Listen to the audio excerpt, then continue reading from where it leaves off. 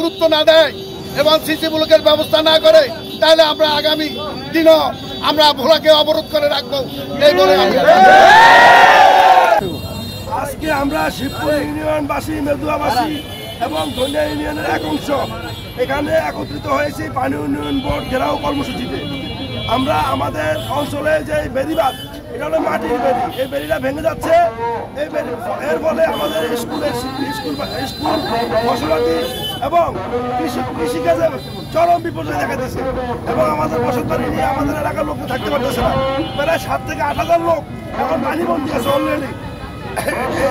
এখান থেকে মুক্তি পাওয়ার জন্য আমাদের বেড়িগুলি সিসি ব্লকের মাধ্যমে টেকসই বাঁধ নির্মাণের জন্য আমরা ঢাকাতে, আমার চাচা নুরুশের আমাদের শিবপুর সভাপতি, আমরা ঢাকাতে মানববন্ধন করেছি, ঢাকা প্রেস ক্লাবে কর্মসূচি দিয়েছি, প্রেস ক্লাবে স্মারকলিপি দিয়েছি এবং পানি উন্নয়ন বোর্ডে এর আগে স্মারকলিপি দিয়েছি, কিন্তু কোনো ফল আমরা পাই নাই। যার পরিপ্রেক্ষিতে আমরা আজকে ভোলা পানি উন্নয়ন বোর্ড ঘেরাও কর্মসূচিতে আমাদের 3 ইউনিয়নের মানুষ একত্রিত হয়েছি। আমাদের এর রেজাল্ট খুব দ্রুত যদি না এখান থেকে সমাধান না যায়, তাহলে আমরা আগামী 2-4 দিনের ভিতরে ভোলা সদর, ভোলা জেলা শহর অবরোধ কর্মসূচি দেব।